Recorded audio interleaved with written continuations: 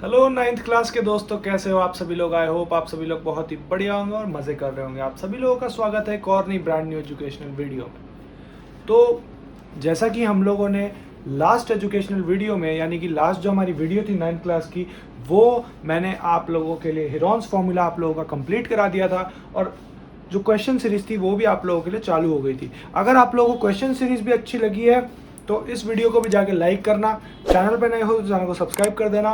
मेरा नाम है प्रियांशु ठाकुर। मैं आप लोगों को यहाँ पे सिखाता हूँ कि आप लोग अपने बेसिक्स को कैसे कवर अप करें। और जल्दी से बढ़ते हैं आज की वीडियो की तरफ।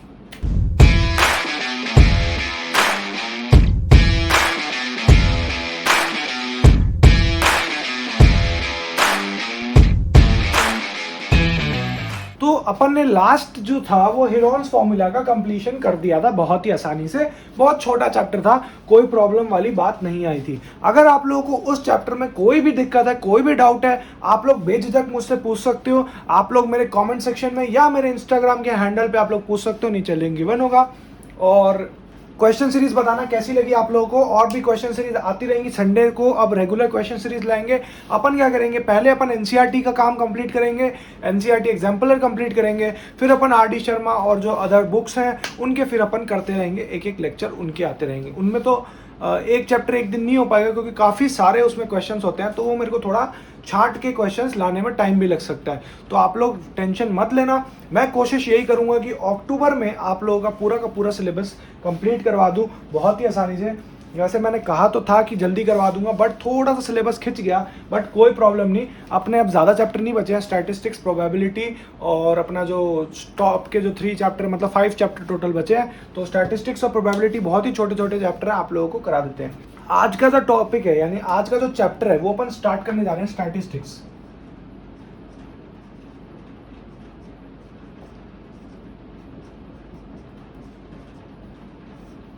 सी, स्टैटिस्टिक्स जो वर्ड है ना, स्टैटिस्टिक्स, स्टैटिस्टिक्स जो वर्ड है वो एक लैटिन वर्ड से आ रखा है। लैटिन वर्ड मतलब, देखो, लैटिन एक लैंग्वेज है। लैटिन वर्ड का मतलब, लैटिन लैंग्वेज में से ये वर्ड आ रखा है स्टैटिस्टिक्स। और इसका जो मतलब होता है लैटिन की भाषा में, वो होता है स्टेटस।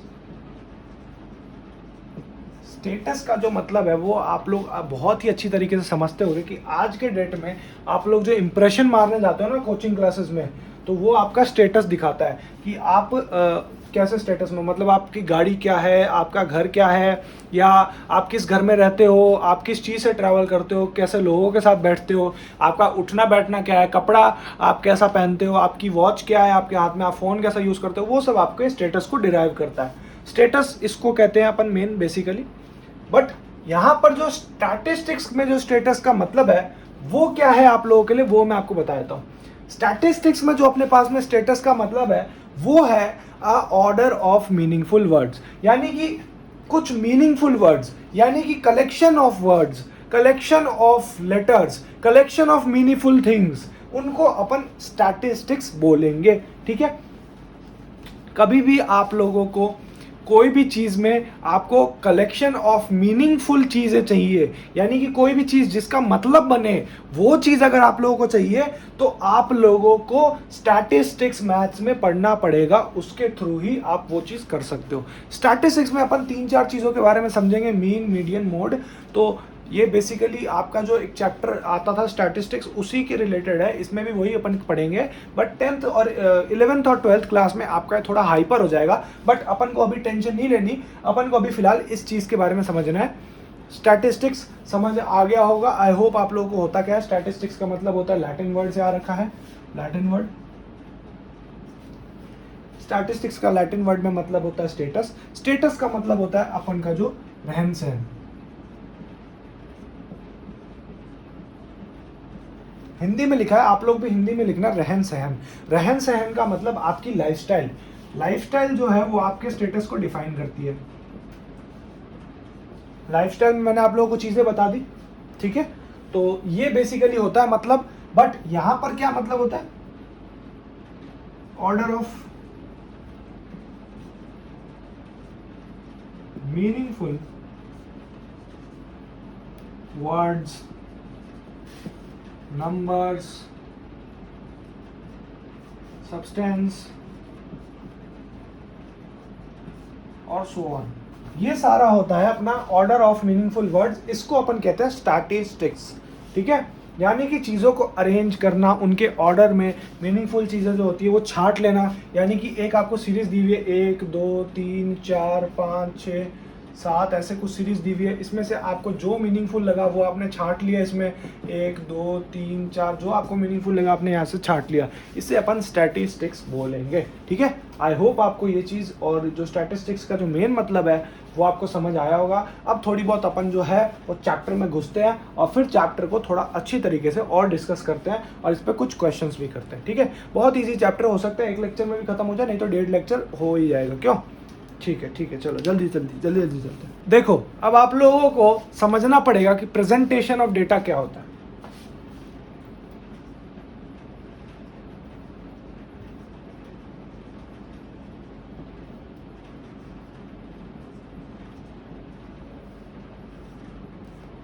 सर ये प्रेजेंटेशन, पहले तो सर प्रेजेंटेशन से पहले हमें डेटा समझना पड़ेगा। बिल्कुल भाई, डेटा समझ लो। डेटा का मतलब सिर्फ यही होता है कि आप किसी भी सॉर्ट के, किसी भी टाइप के सब्सटेंस में से आप अपना जो डेटा है, यानी कि जैसे आपको 20 बच्चों की हाइट नापने को कहा है क्लास में, तो आप जो है 20 बच्चों के पहले तो या तो नाम लिखोगे या रोल नंबर लिखोगे, किसी चीज़ से तो उनको आइडेंटिफाई करोगे ना। आइडेंटिफिकेशन के बाद आप उनकी हाइट्स लिखोगे, हाइट्स लिखने के जस्ट बाद आप लोग वो जो हाइट्स है उसे एक कॉलम में बनाओगे और फिर उस कॉलम को आप डेटा कहोगे। तो डेटा तो सिर्फ इतना होता है। ठीक है, प्रेजेंटेशन का मतलब क्या होता है? देखो, एक मान लो आपको क्लास में 10 बच्चों की हाइट नापनी है। ये फर्स्ट स्टूडेंट है, ये सेकंड स्टूडेंट है, ये थर्ड है, ये फोर्थ, ये अपने पास में फोर्थ स्टूडेंट है, फिफ्थ है, सिक्स्थ है, सेवन्थ है, एट्थ है, नाइन्थ है, 10th है। हाइट नापनी है सेंटीमीटर्स में। ठीक है, ये हो गया नंबर ऑफ स्टूडेंट्स।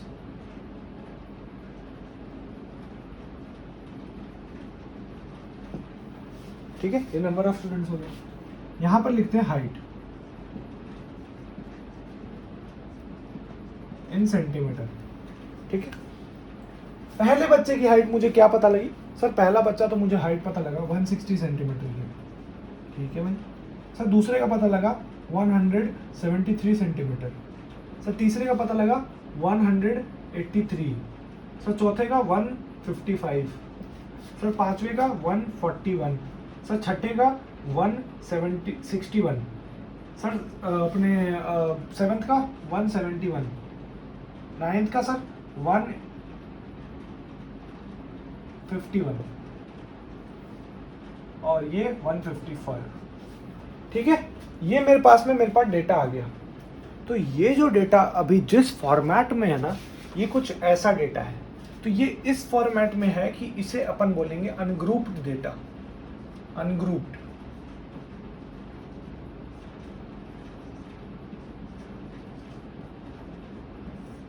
अपन को इस डेटा को कन्वर्ट करना है ग्रुप्ड डेटा में।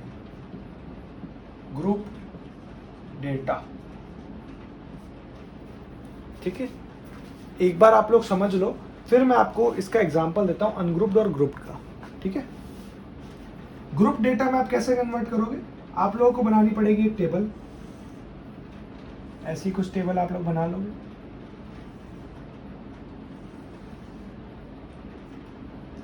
ये आपके पास में होगा नंबर ऑफ स्टूडेंट्स की लिस्ट, और ये हो गया हाइट इन सेंटीमीटर।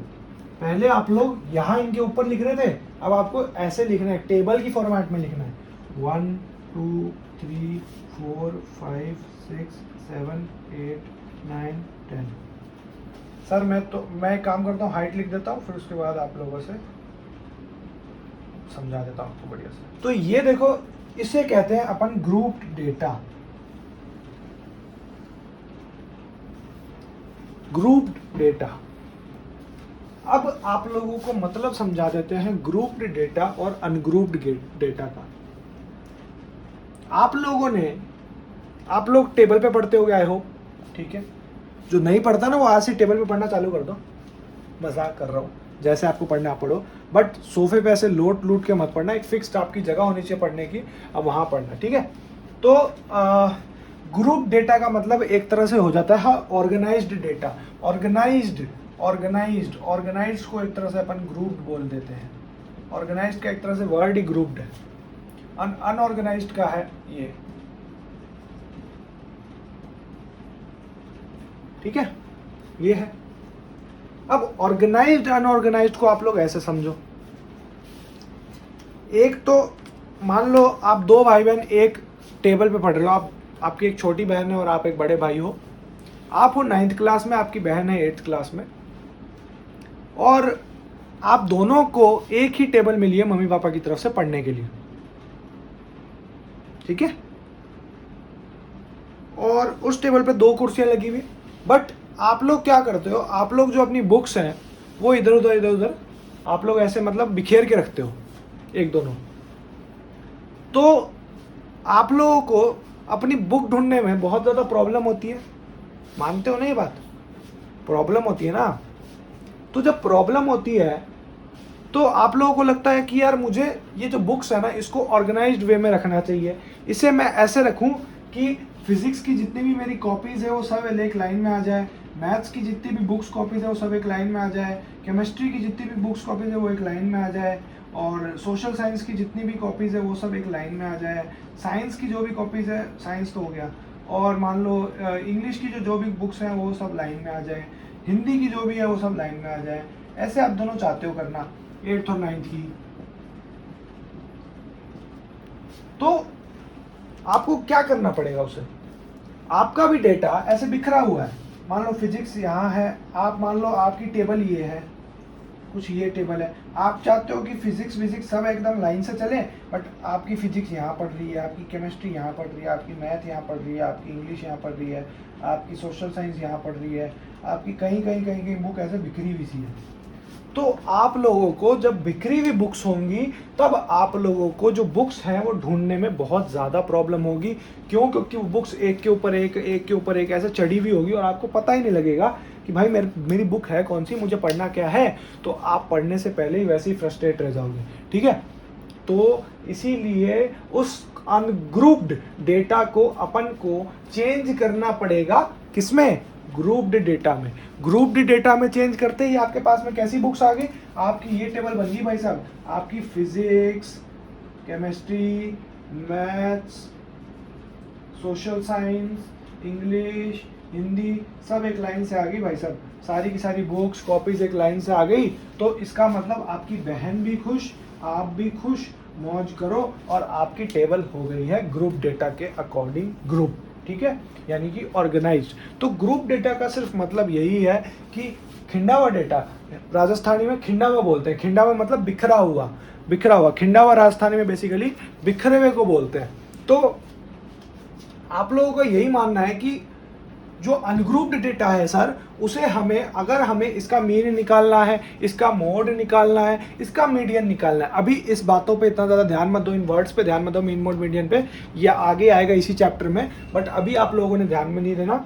अभी आप लोगों ने सिर्फ इतना समझना है कि ग्रुप्ड और अनग्रुप्ड का मतलब क्या होता है। कभी भी आप लोगों को इस चीज़ का काम होगा, यानी कि आपको ये डेटा, ये वाला जो डेटा गिवन है, इसको आपको सॉल्व करना पड़ेगा। तो आपको टेबल यानी कि ग्रुप डेटा की फॉर्मेट में आपको सॉल्व करना पड़ेगा। ये आपका लिख के ले लो मेरे से बात, क्योंकि आपको इसके अलावा कुछ होगा ही नहीं। फ्यूचर में तो आपको ग्रुप डेटा कन्वर्ट नहीं करके देगा, ऑटोमेटिकली आपको कन्वर्ट करके देगा पेपर्स में कि ये ग्रुप डेटा है, इसका ये निकालना है पोर्शन। आपको पेपर में भी अभी ऐसे ही आएगा, ठीक है। आप लोगों को इस डेटा को कभी भी कन्वर्ट नहीं करना होगा इसमें, क्योंकि ये डेटा जो है वो ऑलरेडी इसी चीज में प्रेजेंट होगा।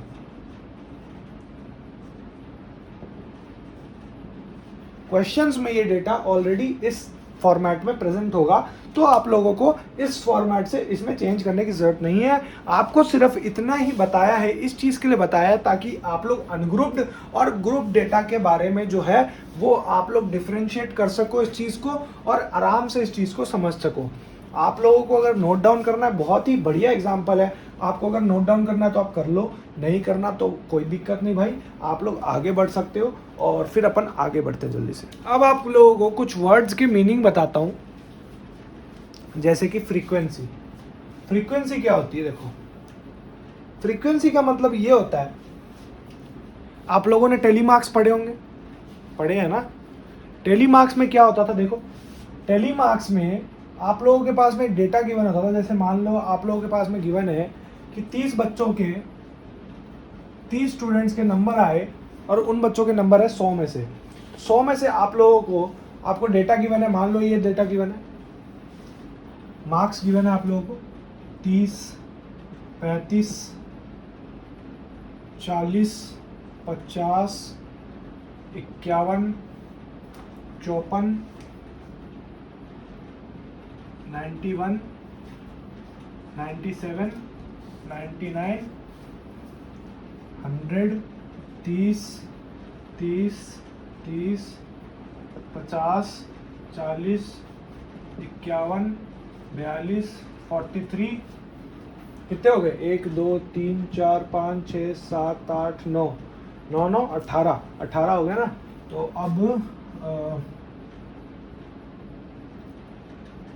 50, 31, 43, 42, ठीक है 42 मान लो, 62, 64, 67, 93, 84, 72, 81, ये आपके पास में हो गए 25 है ना। 5 बच्चों के और लिख लेते हैं, 51, 50, 50, 63 एंड 66, ठीक है। ये 30 बच्चों का आप लोगों के पास में रिकॉर्ड है। तो आप लोग टेली मार्क्स में क्या करते थे, टेली मार्क्स में आप लोग ये करते थे, आप लोग चेक करते थे, आप लोग एक टेबल बनाते थे जिसमें आपका आता था क्या, ये सारी ऑब्जर्वेशंस आती थी, जो भी ऑब्जर्वेशन आ रही है आप लोगों के पास में सारी ऑब्जर्वेशंस आती थी एक जगह, और फिर उसके बाद में आप उसके नंबर लगाते थे, नंबर ऑफ फ्रीक्वेंसीज। फ्रीक्वेंसी का जनरली मतलब यही होता है कि एक नंबर, जैसे कि नंबर 30 है, 30 कितनी बार आया है इस फिगर में, यानी कि मैक्सिमम बच्चों के 30 नंबर कितनी बार आ रहे हैं। तो आपको ये देखना था 30 एक बार तो सर यहाँ आया, एक बार सर यहाँ आया, एक बार यहाँ आया, और देखो और कहीं आ रहा है और दिख रहा है, और 30 कहीं दिख रहा है। तो सर 30 तो मेरे पास में 3 बार आया, तो आप ऐसे टेली मार्क बनाते थे जैसे आप बचपन में नहीं बनाते थे, वैसे बनाते थे। अब आप 35 देखो, 35 कितनी बार आया, सर 35 एक बार आया। अब इसके बाद देखो आगे, सर 35 तो मुझे दिख नहीं रहा, हाँ जी भैया 35 मुझे नहीं दिख रहा, तो इसका मतलब 35 जो है वो मेरे पास एक बार आ गया। ये अपन ऑब्जर्वेशन लिख लेते ना हल्का सा ऐसे, 30, 35। अब मेरे को देखना 40 भैया, 40 भैया कितनी बार आया, 40 एक बार आया, फिर उसके बाद भैया कितनी बार आया मेरे को तो दिख ही नहीं रहा। एक सेकंड रुको, एक 30 और लगाओ, यहाँ पे 30 है, और गौर से देख लेता हूँ 30 और तो कहीं नहीं, हाँ यहाँ पर एक 30 और है, यानी 30 में एक चौथा आ गया, 4 आ गए इसमें। 40 देखो भैया कहाँ है, 40 सर यहाँ तक तो मेरे को नहीं दिख रहा, ये नहीं दिख रहा, ये दिख रहा सर एक, ये रहा सर एक 40, दूसरा नंबर ये आ गया। आगे देखो, आगे नहीं दिख रहा, आगे नहीं दिख रहा, आगे नहीं दिख रहा, आगे नहीं दिख रहा, आगे नहीं दिख रहा, यहाँ नहीं दिख रहा, यहाँ नहीं दिख रहा, ठीक है भैया। तो इसका मतलब 40 जो है वो अपने पास में सिर्फ और सिर्फ 2 बार आया, इसमें 2 डंडी आई है।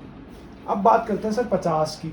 50 सर muझे दिख रहा है काफ़ी ज़्यादा डेटा में यूज़ किया गया, यानी काफ़ी सारे बच्चों के 50 नंबर आए हैं, ठीक है भैया। 50 ये देखो एक बार आया, एक बार तो सर ये दिख गया मेरे को, 2 बार आ गया, यहाँ पर सर दिख गया 3 बार हो गया, यहाँ पे मेरे को दिख गया सर 4 बार, 5 बार।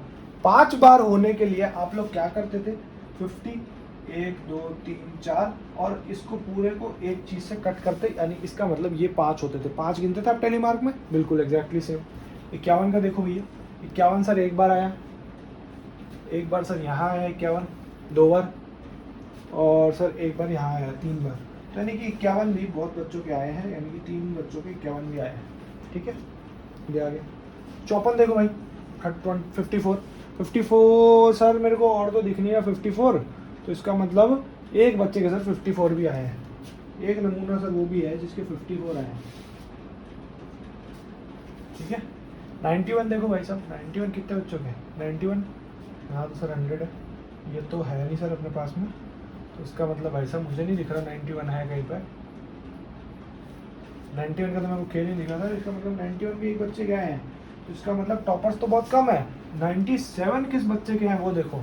97 सर, यहाँ पर तो सर मुझे एक भी बच्चे के नहीं दिख रहे 97। उसका मतलब 97 तो सर किसी के नहीं है। 97 सर एक बच्चे के हैं। ऐसे नहीं करना होता, इसमें टेली मार्क में कभी भी ध्यान नहीं। टेली मार्क में सीधे करनी खींच दो। 99 किसके हैं? 99 भी सर यहाँ पे मुझे पूरे रिकॉर्ड में कहीं नहीं दिख रहा। तो इसका मतलब मैं एक सर यहाँ पर टेबल बना दूँ छोटी सी 99 की। सर एक आया है, छोटी सी यहाँ पे एक टेबल बना देते ना 99 वाली, अलग से बना लेते हैं एक हो गया। बात करते हैं 100 वाले की। सर 100 में पूरे के पूरे 100 सर सिर्फ एक बच्चे के आए हैं, यानी कि एक। अब मेरे को 42 दिख रहा है। 42 सर यहाँ पर एक बार आया, यहाँ तो सर 43, यहाँ पर 31, यहाँ पर सर 42 दिख रहा है मेरे को। एक और 42 हो गया। तो इसका मतलब 42 भी सर दो बच्चे लेके आए नंबर, 2 नालायक 42 भी लाए। बात करते हैं 43 की। 43 सर मुझे यहाँ पे दिख रहा है कि कोई नहीं लाया नंबर। तो 43 में सर मेरे को एक बंदा मिला। 31 नंबर भाई साहब किसके आए हैं? 31 तो किसी के नहीं आए सर। 31 में तो एक ही बंदा है, एक ही नालायक है। और 64 किसके हैं? 64 तो भाई साहब मेरे को यहाँ पे कोई नहीं दिख रहा सर। 64 का भी यूनिक है तो 64 अपने आ गए। 67 किसके हैं? 67 भी सर मेरे पास में यूनिक है तो मेरे को ये दिख गया। 93 सर मेरे पास में यूनिक है, मेरे को दिख गया सर। 84, 80, 72, 81, 63, 66 ये सारे यूनिक है। यानी कि अपने पास में जो है वो अपने पास में 1, 2, 3, 4, 5 बच्चे और थे जो अपने पास में यूनिक थे।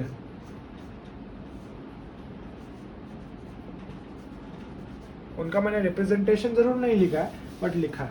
तो इसमें अपन को पहली चीज तो ये कैलकुलेट करनी है कि कितने बच्चे हैं, यानी कि कितने बच्चे। यहाँ पे 4, यहाँ पर 1, 5, 5 और 5 10 और 5 15, 15 और 3 18, 18 और 3 21, 21 और 3 24, 24 और 2 26, 26 और 3 26 और ये आपके पास में पूरा हो गया 7, 26 और 7 सॉरी 23 और 7 यहाँ पे पास में होगा 30। तो यानी कि आपको इतना ये साबित होगा कि जो फ्रीक्वेंसी थी ये आपकी एकदम सही आई है। फ्रीक्वेंसी आपकी 30 बच्चों की थी, 30 स्टूडेंट्स की फ्रीक्वेंसी। आपने 30 बच्चों की फ्रीक्वेंसी बहुत ही अच्छी तरीके से नाप ली।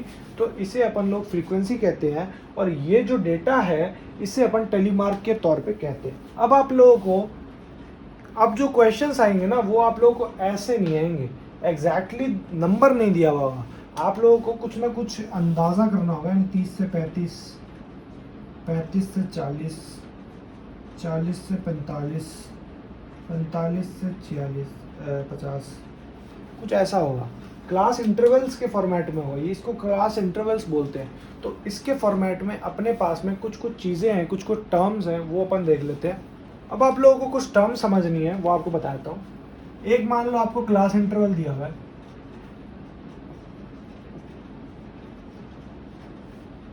20 से 25, 25 से 35, नहीं 35 नहीं होता, हाँ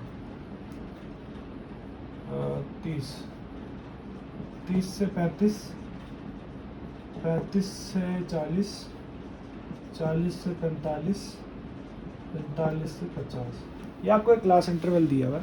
तो आप लोगों को ये सिर्फ क्लासेस है, फ्रीक्वेंसीज मैंने अभी तक नहीं लिखी है। फ्रीक्वेंसीज आप कुछ मान लो इसका 3 है, इसका 4 है, इसका 5 है, एक साइज में लिखते हैं ना 9 है, इसका 5 है, इसका 6 है और इसका 10 है। ये फ्रीक्वेंसीज है अपने पास में।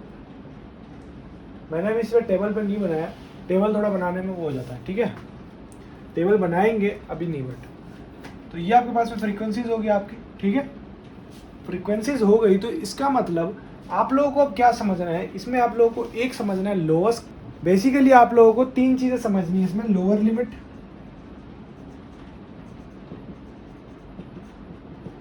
एक समझनी है अपर लिमिट, एक समझना है आप लोगों को डिफरेंस, और एक समझना है हाफ ऑफ द डिफरेंस।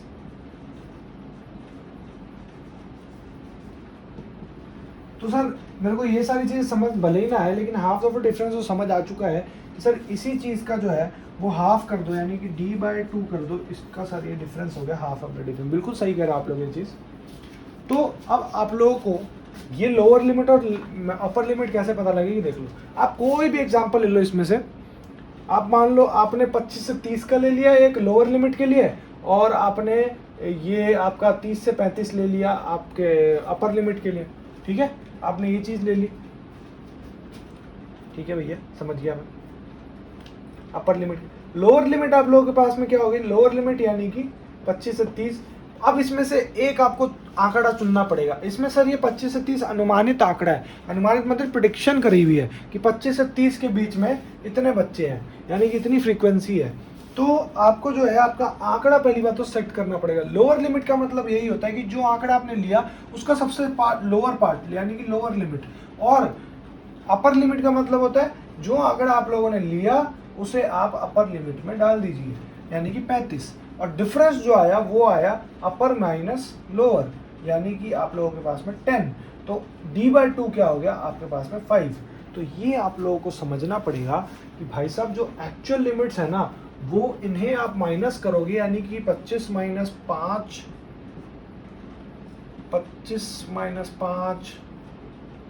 और 25 माइनस 5 और 30 माइनस 5, कुछ ऐसा आप करोगे ना तो जाके आप लोगों को लिमिट्स मिलेंगी, ठीक है।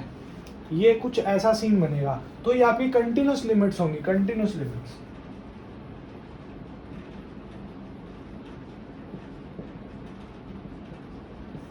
कंटिन्यूस लिमिट्स में यही मतलब होता है कि कंटिन्यूस लिमिट्स में आपका जो क्लास इंटरवल का जो डिफरेंस आता है ना, यानी कि हाफ ऑफ द डिफरेंस, उसे आप अपने क्लास इंटरवल से माइनस कर दीजिए, यानी कि सब्ट्रैक्ट कर दीजिए, तो आप लोगों के पास में आपकी कंटिन्यूस लिमिट्स आ जाएंगी, ठीक है।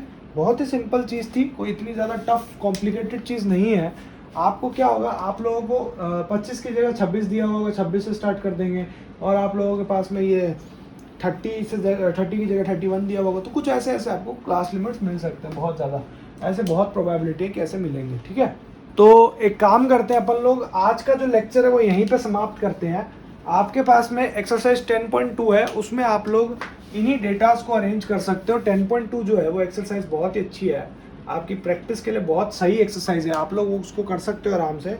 वो जो है वो एक्सरसाइज आप लोगों का जो है प्रैक्टिस बहुत अच्छी कर देगी आप लोगों की। आपको जो डेटा अरेंज करने की जो है टैक्टिक्स वो आप लोगों को समझ आ जाएगी, तो आपको वो करना है होमवर्क में, और आप लोगों को लेक्चर देखते रहना है, ठीक है।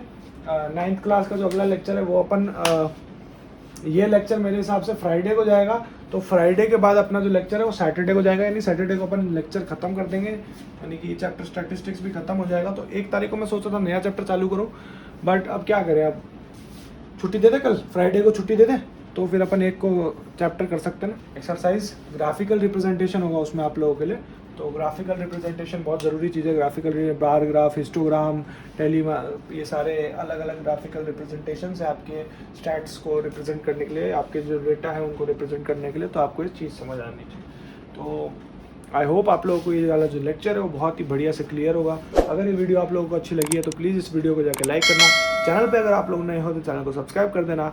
मैं मिलता हूँ आपसे एक और नई तरक्की भड़कती वीडियो में, तब तक के लिए जय हिंद, जय भारत।